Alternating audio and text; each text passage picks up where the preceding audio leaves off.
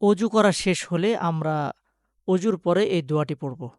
তবে দোয়াটি পড়ার আগে একটু খেয়াল রাখতে হবে, আমরা যদি অজুখানায় আমাদের অজু করার জন্য আলাদা যদি ব্যবস্থা থাকে, অজুখানাতে আলাদা যদি থাকে, যেমনটি মসজিদে থাকে, ওইরকম বাসাতেও যদি ব্যবস্থা থাকে, তাহলে আমরা অজুখানাতেই অজু করার পরেই আমরা এই দোয়াটি পড়তে পারবো।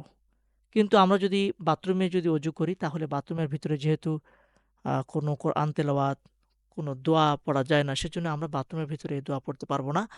বাথরুম থেকে বের হওয়ার পরে আমরা এই দোয়াটি পড়ব। আমি দোয়াটা একবার বলে নিচ্ছি।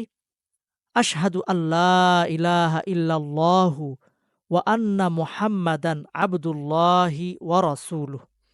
এটা হচ্ছে হাদিসের ভিতরে এভাবেই আছে।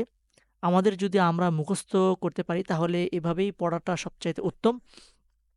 আর যদি মুখস্থ করা কষ্টকর হয়, তাহলে আমাদের যেমনটি আমরা আগে যেভাবে আমরা মুখস্থ করেছি, যেমন আশহাদু আল্লা ইলাহা ইল্লাল্লাহু ওয়া আশহাদু আন্না মুহাম্মাদান আবদুহু ওয়া রাসূলুহু, এটাও আমরা পড়তে পারি। তবে এখানে যেটা আছে এটা যেন মুখস্থ করা যায় সহজে, সেভাবে আমি একবার বলে নিচ্ছি। কয়েকবার বলছি ভেঙে, ভেঙে। ইনশাআল্লাহ এভাবে প্র্যাকটিস করলে মুখস্থ খুব তাড়াতাড়ি হয়ে যাবে। আশহাদু আল্লা ইলাহা, আশহাদু, আশহাদু আমরা অনেকে আশহাদু বলি, আশহাদু না, ওখানে হা আছে।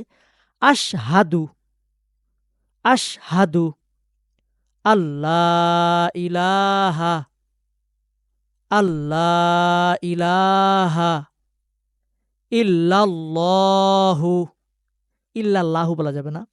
ইল্লাল্লাহু, আশহাদু আল্লা ইলাহা ইল্লাল্লাহু ওয়া আন্না মুহাম্মাদান, ওয়া আন্না মুহাম্মাদান আবদুল্লাহি, আবদুল্লাহি ওয়া রাসূলুহু।